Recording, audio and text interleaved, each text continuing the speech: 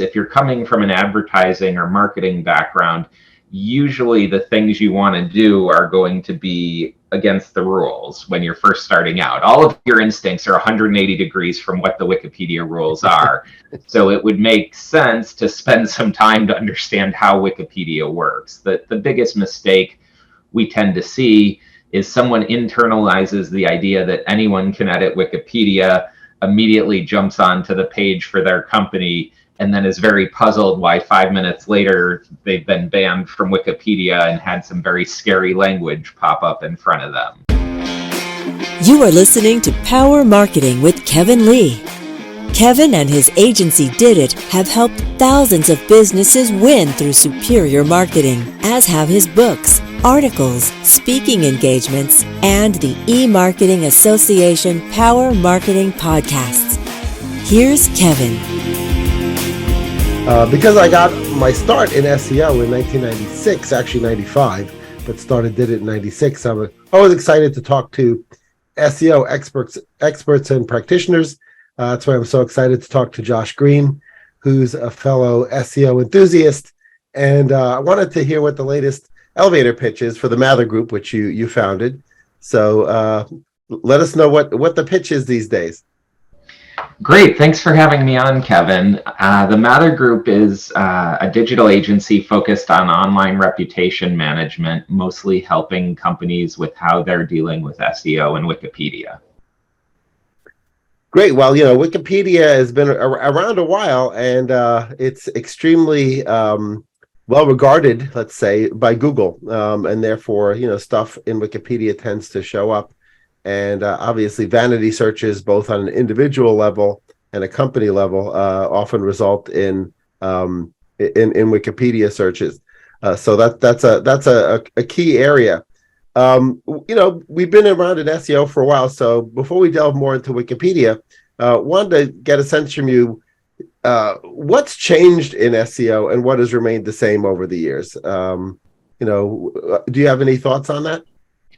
Yeah, as you're around a while, you see sort of shifts in how SEO works. I think there have been a couple of major trends in terms of it used to be a much more heavily technical discipline, especially for smaller companies. Now that there's so many different platforms and some of the elements are so well known, I think the pendulum swung back to focusing on having great content that's going to do well for your readers. And then we had, I think, probably over the last 5 years, an overemphasis in some ways on content. If you've seen another abandoned B2B blog, you can sort of see that maybe that wasn't the panacea that everyone thought it would be. So I think there's been an evolution to thinking sort of strategically about SEO and how it's going to work for a company and how it fits into a broader mix. I think there was for a while sort of the magic beans theory of SEO, where if you did some SEO, fantastic things were just going to happen. And I think it's become a lot more mainstream in terms of when companies are thinking about it, they're thinking about it strategically from a marketing mix. They're thinking about investing in it like any other channel. So Josh, without giving any secrets away, what are some best practices in SEO that people should be paying attention to that perhaps they're not paying attention to? I think right now the quality of content that goes into SEO is something that really gets overlooked. There's more ability than ever to generate content. You've got all of the sort of mini services where you can hire someone on Upwork or content writing agencies. You've got an increasing curiosity around the AI generated content that's out there. And what I think it's done is you have a lot of content that we often refer to internally as gray, where you can tell it's been written by someone without any particular interest or passion and sort of very vague in terms of specifics. And that's where I think the opportunity is for companies to really sort of humanize and put content out there that people are actually going to be interested in and possibly share, as opposed to sort of the vague 300-word article that somebody was paid $3 somewhere to crank out in about 2 minutes. I think some of the reaction to that was where we saw, well, you have to write long form content to rank well, which was, I think, a reaction to it's a lot harder to crank out 2,500 words than 200. And now the pendulum swung back the other way when people essentially did the I need to stretch my college term paper version of SEO writing. And I think at this point, the pendulum's just swung back to, if you can write really good content that's going to be useful, you have an advantage over a lot of competitors, because I think consumers, even if they can't verbalize it, are very aware of when it's sort of content that's written for them and content that's written to take up space. Yeah, that's a great point, and I think probably the common theme there is that if you put the needs of the content consumer, could be a consumer or a B2B content consumer, but they're a content consumer. If you put them first, right, and you really think about them and not about SEO or not about Google, not about Bing, but you really think about your potential customer and your customer, then you would only want to create great content, because otherwise you're disappointing your prospect or your customer. So even if it's video-based content, obviously written-based content is key. So Josh, there's all sorts of video types, and great content is going to be important for the consumer, whether they're a B2B or B2C consumer. Do people often ignore video and other content types besides written content? They do. There's both the sort of pop culture element of content is what you need for SEO, and that content should be written. But it also lines up easily with what a lot of companies do. I know you've done some great work with video. Video is harder, and good video is even more harder. So you actually have more of an opportunity to do well, because there's both a moat and other people aren't doing it. So because it requires different skill sets, anything that's away from just your standard written word has a better opportunity to be successful if you're willing to put the work in. Yeah, obviously, I guess there's also image search. There's PowerPoints and PDFs get indexed by Google, and while they may not be the favorite content types, I guess if you've got great content in those formats, it makes sense to make it available to Google. Absolutely. And depending on your audience, they may be very interested in seeing that, and there may not be as much in the way of resources out there. One other thing that we've found useful for sort of shaking loose extra budget to go into what might be considered the SEO bucket is this idea that content ends up getting shared across social media, digital PR, and PR, right? And so things are not as siloed as they used to be. I mean, we ended up putting our earned media teams all sitting sort of in the same cluster with our subject matter experts for content, PR, digital PR, social media, all sort of liaising with each other internally. How should CMOs think about SEO? Should they think about it in a silo, or should they think about it more holistically? Well, I think holistically is increasingly important. We've even seen like you've got all those different areas together. A lot of good SEO material is also sales material, basically. So you've got a lot of overlap across a lot of different functionalities. So I think what's important as a CMO is looking at what you're trying to achieve in terms of overall results. The traditional issue with SEO is the CMO who's spending $1 million a month on pay-per-click and spending a couple of thousand on SEO, where they're really out of whack. So you need someone at the CMO level to take a look at that and say, how can we do holistically? Think of this as a portfolio of investments. And I think you're seeing more CMOs embrace that, just because the lines have, as you said, blurred across so many of these different areas. Right. Yeah, I know you're very active in the public relations community. but as am I, not as much as you. But when you're in a situation where somebody starts talking to you about helping out in SEO, whether it's a more broad than Wikipedia or Wikipedia plus Wikipedia alone, do you find that it's necessary or important to sort of educate the PR agency on the fundamentals of SEO for the things that they're doing? Yeah, it's important to sort of have a conversation so that everyone has an idea of sort of the overarching goal. I mean, one of the things that I find myself saying, especially for smaller businesses, is that PR is often the most effective SEO you can do. A couple of good stories can make a huge difference, even if you've got a horrible technical website, for example. So a lot of it's been nice. A lot of PR agencies, I think, are increasingly more sophisticated about SEO than they may have been. You hear a lot less of the let's put out a press release for SEO than you did a while back.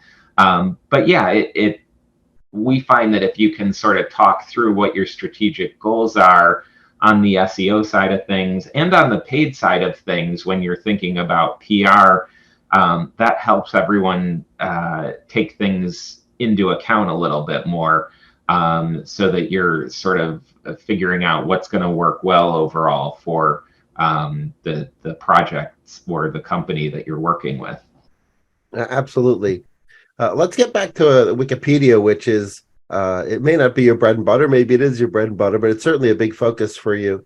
And I know many SEO firms ignore Wikipedia. We've certainly acknowledged its importance, but we've usually relied on external wiki experts and editors when it comes to doing things. So when people come to you and they're not sure why Wikipedia is so important for reputation management, how do you end up educating them on that? The biggest thing we're pointing out to people is almost any company or organization, there's going to be a Wikipedia result in the top 2 or 3 results in Google.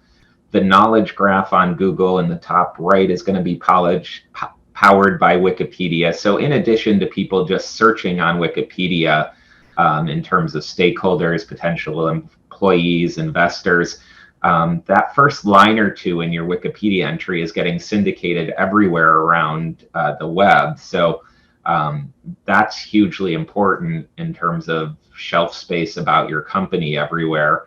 And then people just rely on Wikipedia as an objective source of truth for themselves, regardless of who the actual editors of a particular page might be. So most people we talk to are sort of aware vaguely of Wikipedia's importance, but maybe not consciously the impact that it tends to have from a reputation or an SEO standpoint. Absolutely. I've noticed that both for company pages, but in particular non-company pages, that there's sort of a Wikipedia style, right, of content that it tends to prefer. And whether it's the individual that are preferring it or sort of as an entity, it prefers particular stylistic preferences. How would you describe to someone who's not aware of those, what those guidelines and preferences are, especially when they clash with what the client wants, right? Because the client will try to write something which is basically pure advertising, and that's not what Wikipedia wants. Yeah. What we generally advise clients is Wikipedia is designed to be a neutral encyclopedia. And if you think about what that means, it probably doesn't mean the 19 industry awards that you won last year are going to go down in the historical record as important elements of the history of the world. So a lot of times what we're advising companies is, look, Wikipedia is looking for neutral, well-sourced content that sort of tells the important details about that company, that organization, that concept. Process management may be, a 20-year history of the, evolution of thought around that concept. And if you think about it as sort of an academic work, usually what would it say in a neutral encyclopedia is a good North Star to start in, which this is really what we tell people is if you're coming from an advertising or marketing background, usually the things you want to do are going to be against the rules when you're first starting out. All of your instincts are 180 degrees from what the Wikipedia rules are. So it would make sense to spend some time to understand how Wikipedia works. The biggest mistake we tend to see is someone internalizes the idea that anyone can edit Wikipedia, immediately jumps onto the page for their company, and then is very puzzled why 5 minutes later they've been banned from Wikipedia and had some very scary language pop up in front of them. Yeah. Well, that's what keeps you and your team employed, right? Yes. I mean, it's good for business, but really, a lot of what we're doing is just trying to get Wikipedia to work the way it's supposed to. So there is very much an element of education, right? No one enjoys trying to do something new and having it not go well right away. So there's a big education component of what you can and can't do. Yeah, one question I get a lot from clients relating to that is once you sort of move beyond the company pages, but yet there are companies that are critical to that category and deserve, even from an encyclopedic perspective, they deserve some mention there, right? So if you were to sort of think about it, I have no idea what the page says off the top of my head, but if there's a page on electric vehicles on Wikipedia, it makes sense for it to mention a variety of manufacturers and probably including Tesla, right? So how does your team brainstorm with folks who say, hey, I invented this particular pigment for the paint industry, and like, sure, we got our company page up there, but we sort of belong academically in a variety of places that talk about paint pigments, right? And how do we do that? Yeah, and that's oftentimes one of the underutilized and under-resourced parts of Wikipedia. When you think about it, everybody is very self-motivated. So you might be very into kevinspaintcompany.com, but you probably aren't investing quite as much time in that paint pigments section. And that's one of the areas where Wikipedia really needs help, because people don't tend to spend as much time on those category pages. And it's also where, if your company's doing really useful thought leadership or driving the industry forward, that is in fact good content for Wikipedia. If you've created a new pigment and there's information about it, it might very well be self-aggrandizing to try and set up your own page about yourself, but that's stuff that's moving the knowledge in the industry forward. The same thing, for whatever reason, when it comes to stuff like electric vehicles, the pages on some of the well-known companies in the area are tremendously well-resourced, but for whatever reason, Wikipedia editors don't gravitate as much to sort of those general categories. And that's, I think, an opportunity to really help build out the knowledge of Wikipedia and get a little bit of recognition in terms of being on there. Because if you do have good information that should be an encyclopedia, that's a lot of times where it will get added to Wikipedia. Well, that's great advice, and I think that also allows you to sort of think about reputation management beyond just my company name, right? Because your reputation extends to everything that you do, everything that you invent, areas where you're a thought leader. And that brings me to the idea of sort of the brand or the company as a publisher, right? And obviously, brands may come in and out of blogs, maybe come in and out of vogue as a place where you publish content.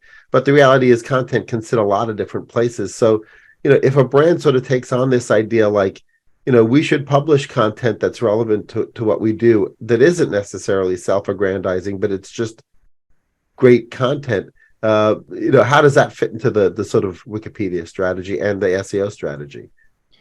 Yeah, I think it's going to be very similar in that you want to meet your customers where they are, and while you're providing them information that's going to be valuable, providing it in a format like video that we touched on earlier, and also where they're researching it. So some companies, something like Pinterest could be a great fit. Other companies, it might be that publishing content on Hacker News could be a lot more valuable to you. And some companies have a community built up around their website or around their products where that would be a better place. So I think that thinking about how you distribute your content is really important, in addition to thinking about what you're creating.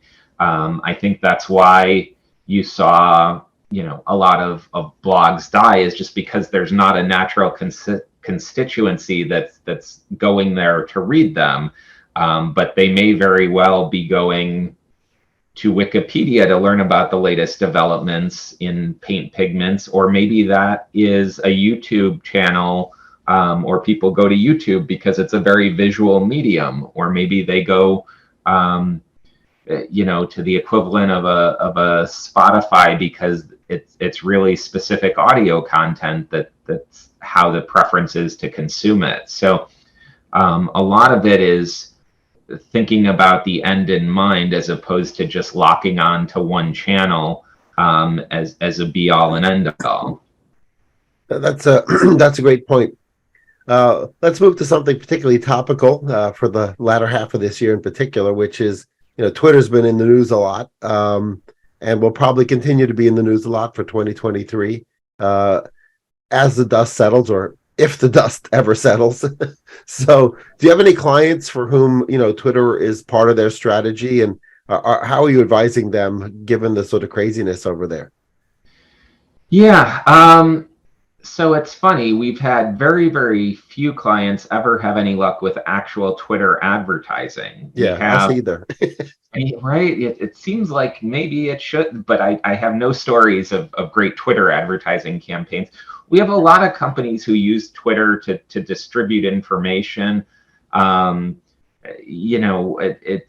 sort of the building your house on rented land, situation. What we've generally told companies is, if you have a presence on Twitter that's active, you might as well keep being active, but you need to think about what happens if Twitter morphs in some hugely dramatic way. There hasn't started being pushback against companies that are just using Twitter the way they've always used it.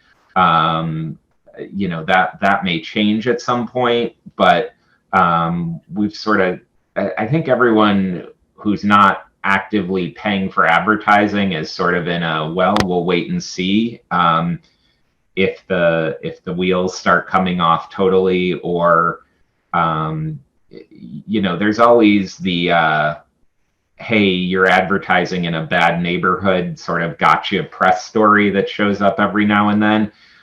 If that sort of jumps the wall to just you're participating in Twitter and it's hurting a brand, that'll be interesting to see. But for the moment, we're just sort of advising clients to wait and see. There doesn't seem to be downsides to just sort of proceeding like you have been, as opposed to totally jumping off Twitter. But we've certainly advised looking around and figuring out if publishing to Twitter is a significant part of your plan.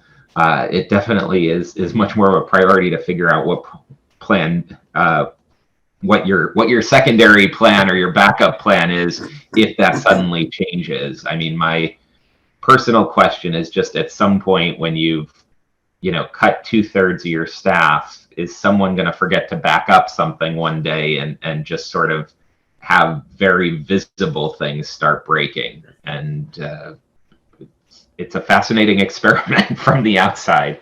Yeah, it's a pretty expensive experiment, and we'll all be watching it pretty carefully.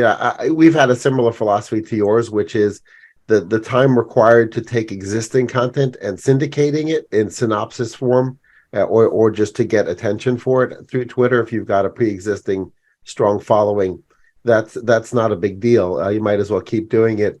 And it's weird, sort of like people always think about Twitter as like one huge holistic beast. When you really think about it, though, it has some elements of Reddit to it, right? Which is that the people that follow you, like, they follow you because they're interested in what you create, right? And so to that's sort of within its own bubble, right? That Yeah. has nothing to do with what Kanye or Ye is doing, right? Or now that he's banned again, as of I think this morning, he's not doing anything. But that the reality is like, people follow specific people, and so and they have the choice of who to follow. Nobody forces people to follow certain accounts, and so I think from that perspective, if you're in the content creation business or you're creating great content, just steady as she goes and hope they don't break it. Yeah. Yeah. We talked a little bit about YouTube and video SEO being pretty important. One question that comes up a lot when I talk to folks about video content is production value, right?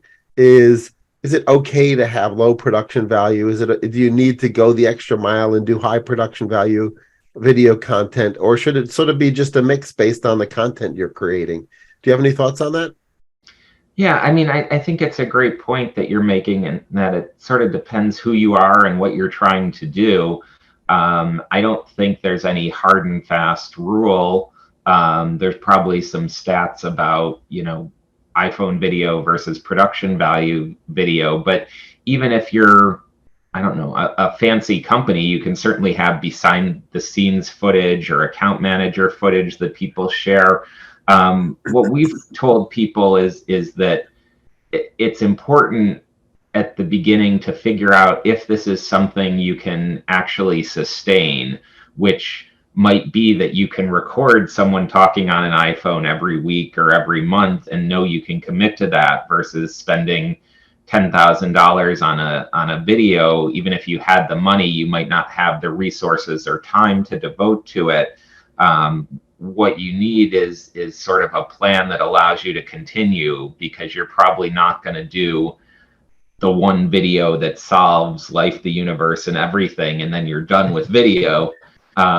So really the key is figuring out something that both is going to work for your audience and is manageable. If you can, do something behind the scenes every week, but it's something you can do for a year, you're going to be way better off than just doing one hero video that never gets touched again.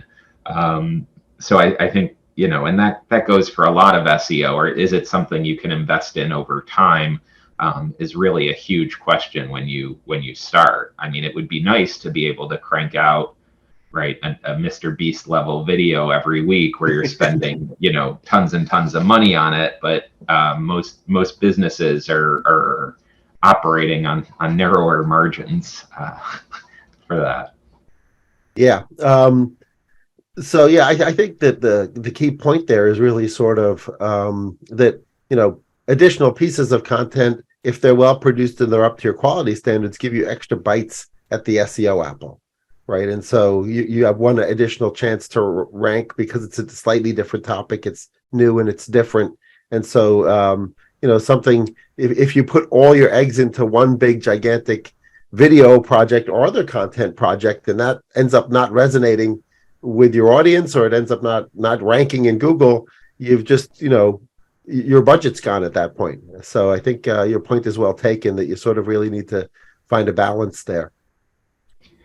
Yeah, and I mean, there's ultimately some level of randomness or luck in addition to all the work that you can put into things, right? If you launch it on the day that there's a national crisis, or someone a week beforehand does something in the space, that could have a significant impact and is out of your hands. So the more chances you can give yourself to be successful, I think the better off you are.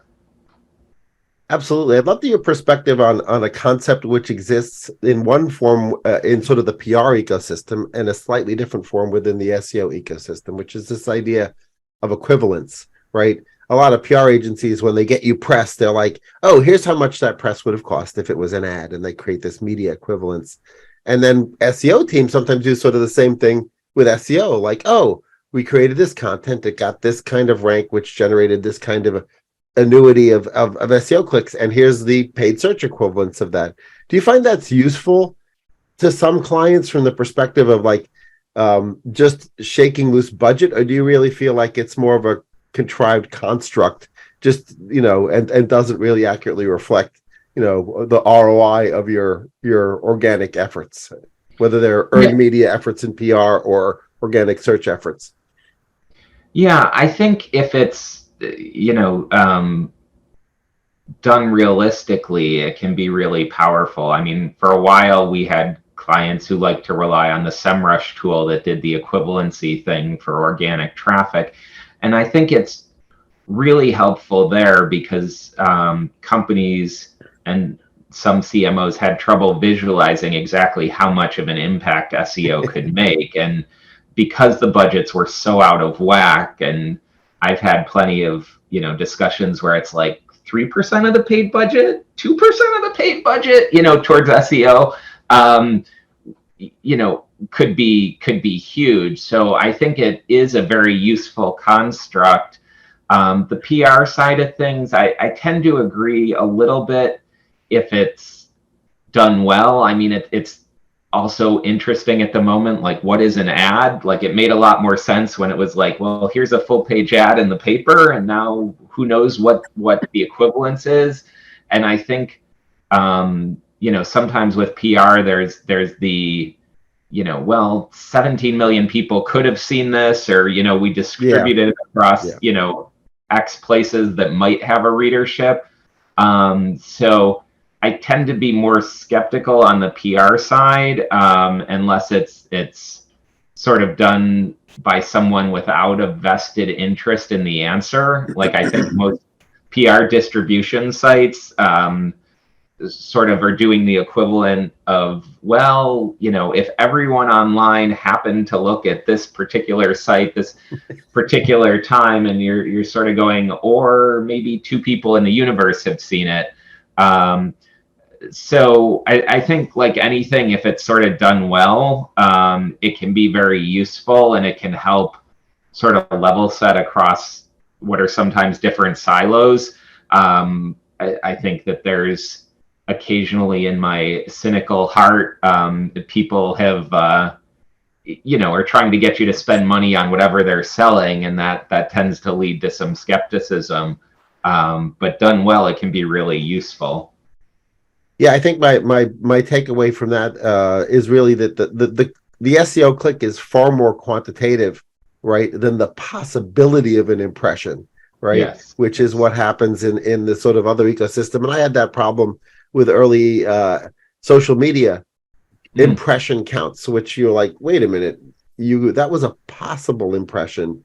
That wasn't even like a legit IAB style ad impression, which was at least a bar or 2 above that. So yeah, that those are great points. What has you excited about 2023? I mean, could be a recession year. Nobody knows for sure. And if ad budgets get slashed, maybe people will say, hey, wait a minute, organic search, that clickstream is free. Of course, it's only free if you invest in it. So do you think there'll be any a re-energizing of sort of interest in SEO if there's a recession? I think we will, because I definitely think advertising budgets are coming down. Even if your business isn't being hit, there's enough of noise about recession. I think people are pulling back a little bit on their spending, even if they haven't been affected, just because there's so much sort of CEO and financial press chatter about it. I think one of the good things for 2023 is that quality content is going to stand out even more. There's been such a push in the SEO community where people have become aware of artificial intelligence-driven text and just programmatic-driven text, that Google's having to innovate more rapidly than ever before. So whereas I think core updates might have taken a while in the past to catch up to this, they really seem aggressive at this point, which is good if you're doing quality content. So I think that's a little bit of a tailwind for companies doing great work. I mean, you're even seeing it with Google's surfacing Reddit posts because they're trying to get authenticity. into the results. Granted, I've seen 9-year-old Reddit posts in the Google results, so they may not have quite dialed that in yet. But it's clear that's where a lot of things are going. And if you're doing content that's going to be helpful for people, I think you've got to feel good about that. In terms of you're definitely going to be getting rewarded in Google. The other thing that we've been playing around with a lot is LinkedIn has been surprisingly good lately for content distribution. Still a little bit of a black hole when it comes to advertising, and their stats are could use some work generally. But we are seeing people who are doing useful content getting rewarded there. So I think that'll be interesting as well. I mean, there's also sort of the spam problem that everyone in the industry is familiar with. But people are taking it a little bit more seriously for content distribution and seeing results. So that's also been something that I think will be exciting. Yeah, I've absolutely seen results with LinkedIn as a content distribution platform. Of course, from a reputation management perspective, it always shocks me that people forget about their company profile page on LinkedIn. It's like, LinkedIn has pretty good SEO. Like, you should probably go to your company profile page and make sure it's up to snuff. And it's so easy, right? That's like such low hanging fruit, and yet you find companies like they don't even. I find CEOs who don't even have their company name properly articulated in their profile, and so it doesn't even link to their company profile page. I mean, it's just some really 101 level stuff, which I guess is great because it keeps you and me employed and our teams employed. Yeah, I mean, it is sort of the running joke that there are a lot of very big companies that have, the bio, which is syndicated everywhere, was like set up by the intern 15 years ago, and no one has looked at the description of the company. They may not be in the same business anymore, and it's still there because someone did it, and everyone's like, okay, we're on LinkedIn. So yeah, it is. I think one of those low-hanging fruit a lot of times. Absolutely. Well, I look forward to keeping track of what you're doing for the next year. Thanks so much for joining me, Josh. Thanks for having me on, Kevin. It was great to chat. Kevin Lee's Power Marketing is available on all your favorite podcast networks. Kevin loves helping businesses excel at marketing. Having marketing challenges? Just like Santa in The Miracle on 34th Street, if Kevin can't help you, he'll know someone who can. Find him on LinkedIn, subscribe, or follow.